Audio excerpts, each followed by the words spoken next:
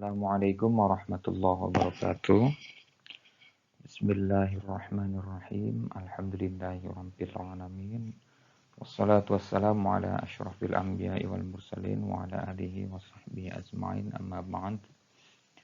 Terima kasih atas kehadiran dan kesediaan dari rekan-rekan mahasiswa baru, terutama di IAT 1 kelas A, B, dan C serta AFI di semester 1. Saya secara pribadi mengucapkan selamat datang dan selamat bergabung di keluarga besar IAIN Syekh Nurjati Cirebon.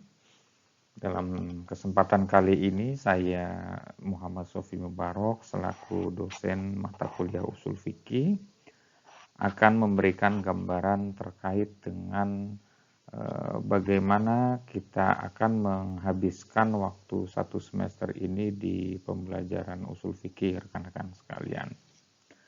Baik, di dalam video singkat ini saya akan menjelaskan apa yang akan kita lakukan selama satu semester ke depan. Tentu saja ini adalah hal yang baru bagi saya sendiri karena di dalam satu perkuliahan satu semester ini kita hanya akan bertemu dan bertatap muka secara virtual atau pembelajaran melalui daring. Saya akan sedikit memberikan gambaran tentang apa itu usul fikih sebagai sebuah studi. Perlu rekan-rekan semua ketahui bersama bahwa usul fikih itu merupakan satu disiplin ilmu keislaman. Dia menjadi bagian yang penting di dalam studi hukum Islam. Kenapa? Karena fikih itu tidak akan lahir kecuali jika bersamaan dengan usul fikih.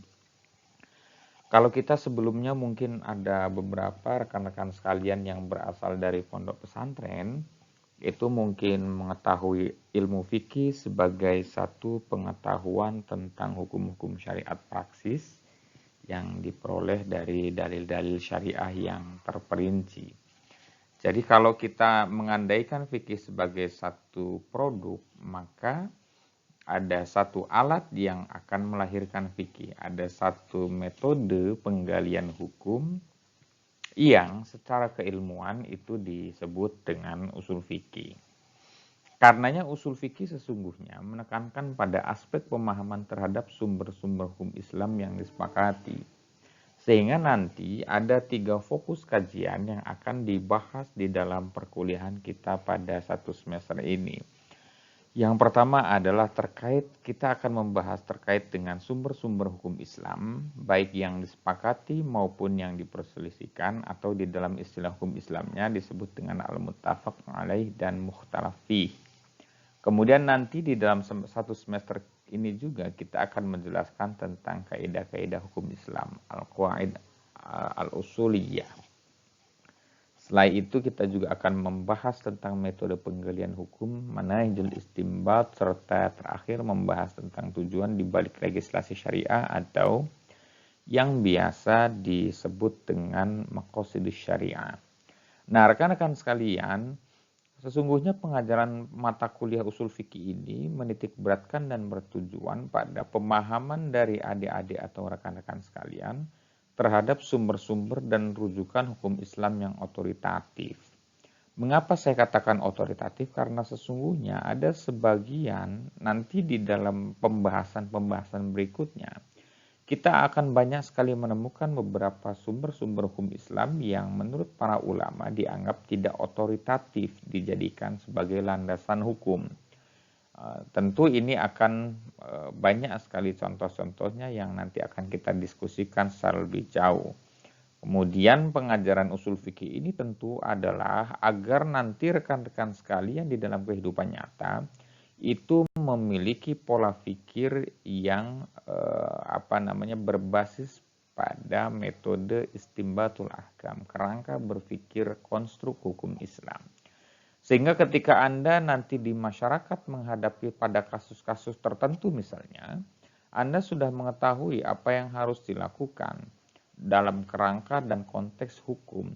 Apakah misalkan suatu persoalan itu termasuk persoalan-persoalan yang usul misalnya, persoalan-persoalan pokok yang tidak boleh ada perubahan di dalamnya, atau misalkan di dalamnya merupakan persoalan-persoalan yang termasuk furu'iyah, persoalan-persoalan cabang yang ada kemungkinan untuk terjadi ijtihad-ijtihad baru, karena sesungguhnya kita harus memahami bahwa kemaslahatan itu akan berkembang seiring dengan perubahan ruang dan waktu dan seiring dengan perubahan sosiokultur manusia. Karena itu kita tidak akan heran misalnya ada satu kaidah di dalam hukum Islam yang menyatakan bahwa al-hukmu yaduru ma'illatihi wujudan wa adaman, atau taghayyurul ahkam bitaghayyuril azmani wal amkan. Jadi terjadi perubahan hukum itu mengikuti perubahan ruang dan waktu. Nah, ini nanti adik-adik sekalian akan sangat berguna ketika adik-adik sekalian sudah memahami dasar-dasar dari usul fikih. Nanti adik-adik akan mengetahui bagaimana kita akan mendudukan persoalan muamalah, persoalan keuangan, hukum tata negara, dan seterusnya. Selanjutnya kita langsung akan masuk kepada teknis tata aturan perkuliahan. Nah, sebagaimana nanti adik-adik ketahui bersama bahwa seluruh perkuliahan di semester Gasal ini, tahun akademik 2020 dan 2021 itu seluruhnya kita bertatap muka secara virtual atau di dalam sistem daring. Namun saya berharap ada satu pertemuan tatap muka yang bisa kita lakukan. Fungsinya apa? Fungsinya agar nanti saya secara lebih dalam bisa mengenal satu persatu dari mahasiswa, baik mahasiswa dari ilmu Al-Quran dan tafsir maupun dari akidah filsafat Islam, dari AFI, jurusan AFI. Kemudian untuk masing-masing kelas nanti akan terbagi menjadi 12 kelompok. Saya perintahkan kepada penanggung jawab mata kuliah untuk membuat 12 kelompok. Nanti masing-masing kelompok bisa 2, 3, atau 4 orang bergantung dari jumlah mahasiswa yang ada di masing-masing kelas itu. Kemudian dari masing-masing kelompok akan membuat satu artikel sesuai tema yang akan saya bagikan nanti di slide berikutnya. Minimal artikel yang ditulis adalah 3 halaman, ukuran kertasnya B5, fontnya 12, garamon, spasi 1, dan margin 2,5 atas, bawah, kanan, dan kiri. Kemudian rekan sekalian, pertemuan kita akan dilakukan melalui WhatsApp group sesuai jadwal perkuliahan yang telah disepakati. Bahwa nanti ada masing-masing kelas yang menginginkan terjadinya perubahan, silahkan berkomunikasi dengan saya secara langsung. Kemudian masing-masing kelompok juga diwajibkan untuk membuat video presentasi saat perkuliahan berlangsung, maksimal 5 menit untuk menyampaikan poin-poin apa saja yang poin-poin apa saja yang akan disampaikan sesuai dengan tema yang telah ditentukan nanti.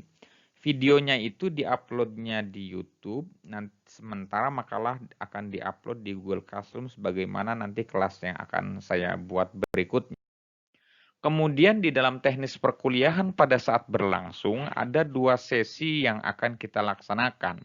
Ini kan rata-rata 2 SKS ya, sehingga perkuliahan kita sekitar 1 jam lebih 50 menit. Nah, dari 2 SKS kita akan dibagi menjadi 2 sesi. Yang pertama adalah sesi presentasi. Sesi presentasi itu pemakalah mengirimkan link video yang sudah diupload di YouTube, serta makalah yang sudah diupload di Google Classroom. Jadi nanti silakan pemakalah untuk mengucapkan salam, setelah itu mengirimkan link YouTube dari kelompoknya. Kemudian nanti seluruh mahasiswa kami silahkan untuk melihat presentasi YouTube sekaligus membaca artikel atau makalah yang sudah dibuat itu maksimal 15 menit.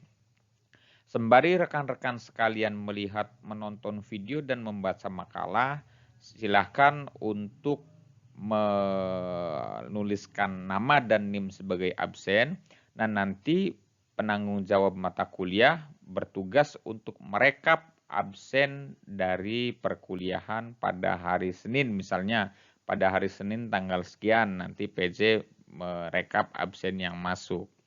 Nah, kemudian setelah 15 menit berlangsung, moderator yang dalam hal ini adalah kelompok di minggu depan itu bertugas pada hari ini bertugas sebagai moderator.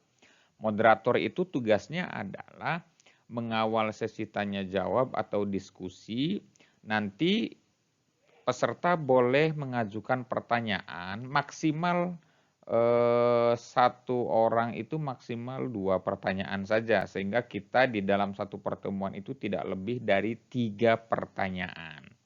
Nah, nanti sebelum dijawab silahkan untuk moderator menginventarisir terlebih dahulu nama, NIM, dan pertanyaan yang sudah diajukan sampai 3. Kemudian setelah itu baru tim moderator memberikan kesempatan kepada tim penyaji untuk menjawab pertanyaan itu, dan jika nanti ada yang mau menambahkan, kami harapkan seluruh peserta untuk ikut memberikan bantuan dan jawabannya atas jawaban atau sanggahan yang sudah disampaikan oleh tim penyaji. Nah, masing-masing dari yang akan menyampaikan jawaban, pertanyaan, dan seterusnya akan saya nilai. Kemudian setelah berakhir nanti saya minta kepada moderator untuk mengirim pesan kepada saya siapa saja nama orang yang menyampaikan pertanyaan berikut yang turut menjawab di dalam perkuliahan itu. Nah, dalam waktu yang bersamaan setelah selesai perkuliahan, saya minta penanggung jawab mata kuliah juga untuk memberikan rekap absen atas pertemuan di hari itu siapa saja nama dan. Kemudian ini adalah 12 materi yang sudah saya buat, yang mudah-mudahan jika tidak ada halangan, saya berharap semua dari kelompok-kelompok yang nanti akan dibagi oleh penanggung jawab mata kuliah agar bisa mempresentasikan sampai sebelum masuk ujian akhir semester. Materinya silahkan dilihat, nanti ada 12. Saya berharap nanti pada minggu yang akan datang kita sudah mulai presentasi kelompok pertama. Kelompok pertama itu akan menjelaskan tentang pengertian usul fikih, perbedaan usul fikih dengan fikih, serta objek kajian usul fikih. Nah, ini nanti jika ada di beberapa kelompok misalnya yang tidak mengerti secara lebih jauh terkait dengan masing-masing materi ini, bisa bertanya kepada saya secara langsung. Dengan dikirimkannya video ini, saya juga akan mengirimkan RPS atau rancangan pembelajaran semester yang itu menjadi panduan dari rekan-rekan sekalian untuk dapat menuliskan makalahnya serta sumber rujukan apa saja yang bisa dijadikan sebagai sumber rujukan atau bahan perkuliahan kita atau bahan ketika Anda menuliskan artikel. Baik, saya lanjutkan dulu. Untuk materi yang kedua adalah sejarah perkembangan ilmu usul fikih dan peletak dasar ilmu usul fikih. Jadi materi yang kedua ini nanti Anda tulis terkait dengan sejarah perkembangan ilmu usul fikih dari zaman Nabi, sahabat tabi'in sampai Imam Madzhabul Arba'ah. Siapa ulama yang disepakati oleh para ulama terkait dengan peletak dasar ilmu usul fikih. Itu Anda tuliskan di materi yang kedua ini. Kemudian di materi yang ketiga itu sumber hukum Islam yang disepakati bagian 1 Al-Quran dan Hadis. Ini Anda tuliskan mengapa Al-Quran dan Hadis disepakati oleh para ulama sebagai sumber hukum Islam. Anda perkuat juga argumentasi apa yang digunakan oleh para ulama untuk menyepakati bahwa Al-Quran dan Hadis adalah sumber hukum Islam. Kemudian di materi yang keempat, sumber hukum Islam yang disepakati bagian kedua yaitu ijma' dan qiyas. Nah, ijma' dan qiyas itu menjadi bagian dari sumber hukum Islam yang disepakati oleh para ulama. Anda bahas di situ apa pengertian ijma', pengertian qiyas, syarat-syarat qiyas, arkanul qiyas, rukun-rukun qiyas, kemudian kehujjahan ijma dan qiyas sebagai sumber hukum Islam Anda tuliskan di materi yang keempat ini bagi kelompok yang keempat ya. Kemudian yang berikutnya kelompok yang kelima ialah ijtihad. Kelompok yang membahas tentang ijtihad diharuskan untuk membahas tentang pengertian ijtihad, dasar hukum ijtihad, fungsi ijtihad, serta perbedaan pandangan ulama terkait masuknya ijtihad sebagai sumber hukum. Nah, nanti di kelompok yang kelima ini juga akan membahas ada sebagian ulama misalnya Imam Al-Ghazali yang menyatakan bahwa ijtihad itu bukan sumber hukum. Namun dia adalah metode untuk menggali hukum sama seperti qiyas. Nah, Imam Ghazali mengatakan qiyas itu bukan sumber hukum Islam sama seperti ijtihad karena qiyas baik qiyas maupun ijtihad itu keduanya adalah instrumen untuk menggali hukum, bukan sumber hukum itu sendiri. Nah, nanti kelompok 5 itu akan membahas terkait dengan hal itu.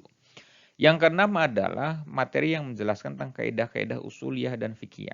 Nah, nanti kelompok keenam jelaskan apa pengertian kaidah-kaidah usuliyah, apa pengertian kaidah-kaidah fikih.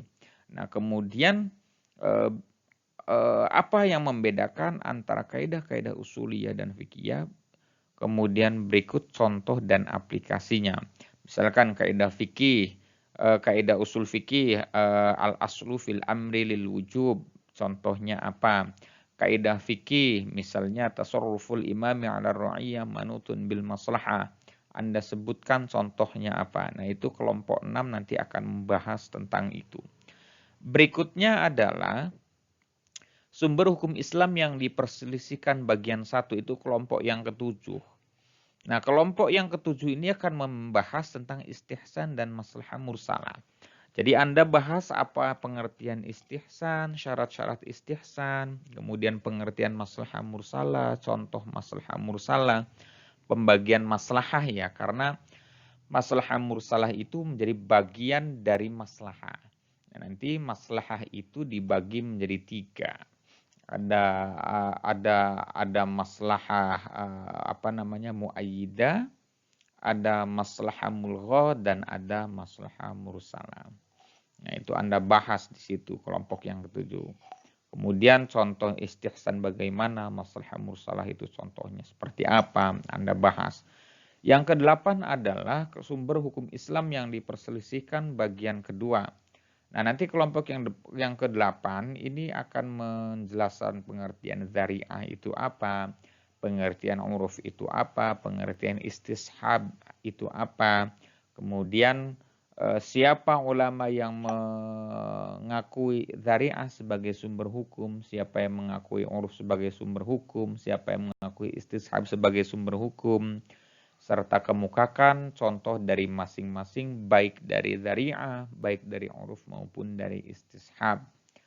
Nah, Anda silahkan cari untuk hampir seluruh materi ini saya ambil dari buku utamanya dari kitab Ilmu Ushulil Fiqh karyanya Abdul Wahhab Khalaf. Anda baca itu sebagai sumber utama dari mata kuliah usul fikih ini. Kemudian yang ke-9 adalah ta'arud al-adillah atau pertentangan antar dalil. Nah, kelompok yang 9 ini akan membahas tentang pertentangan antar satu dalil syariah dengan dalil yang lain. Nah, nanti Anda jelaskan apa pengertian dari ta'arudul adillah, kemudian macam-macam serta perbedaan ulama dalam mengurai ta'arudul adillah atau mengurai kontradiksi dalil. Nah, nanti ada ulama yang menyatakan misalkan ketika terjadi ta'arudul adillah, maka yang dilakukan pertama kali adalah al-jam'u wat taufiq, menghimpun kedua dalil, artinya mengamalkan dalil keduanya. Jika tidak bisa maka gunakan tarjih, jika tidak bisa juga gunakan nasah dan seterusnya. Nah, nanti kelompok yang 9 itu akan menguraikan terkait dengan problematika ta'arudul adillah sebagaimana telah saya sebutkan tadi. Kelompok berikutnya, kelompok 10 menjelaskan tentang hukum syara. Nah, kelompok 10 ini akan membahas tentang pengertian hukum syariat. Apa itu hukum syara menurut ilmu ulama usul fikih? Nanti di dalamnya dijelaskan misalnya hukum syara itu adalah khitabullah al-muta'allaq bi af'alil mukallafin. Jadi hukum syariat itu adalah khitabullah, khitabnya Allah yang terkait dengan pekerjaan, tindakan, aktivitas, perbuatan atau ucapannya mukallaf. Nah, nanti bagaimana hukum syara itu dibagi? Hukum syara itu nanti dibagi menjadi dibagi menjadi hukum taklifi, ada hukum wad'i dan seterusnya. Anda bahas nanti kelompok yang 10 terkait dengan hukum syara. Yang ke-11 adalah mazhab-mazhab fikih dalam Islam. Nah, nanti kelompok yang nomor 11 akan membahas yang pertama adalah mazhabnya Imam Abu Hanifah. Nanti Anda jelaskan mazhabnya Abu Hanifah ini siapa yang mendirikan, kemudian apa yang menjadi corak pemikiran mazhab Hanafiyah di dalam konstruk hukum Islam. Nah, yang kedua tentang Imam Syafi'i, kemudian Imam Maliki dan Imam Ahmad bin Hambal. Anda jelaskan di situ mazhab-mazhab fikih di dalam Islam. Yang paling harus dibahas adalah bagaimana corak penggalian hukum yang diadopsi oleh keempat mazhab yang tadi.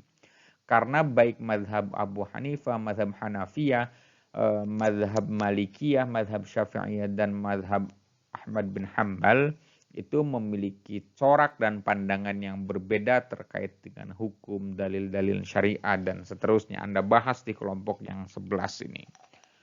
Kelompok yang terakhir adalah kelompok yang membahas tentang maqasidus syariah.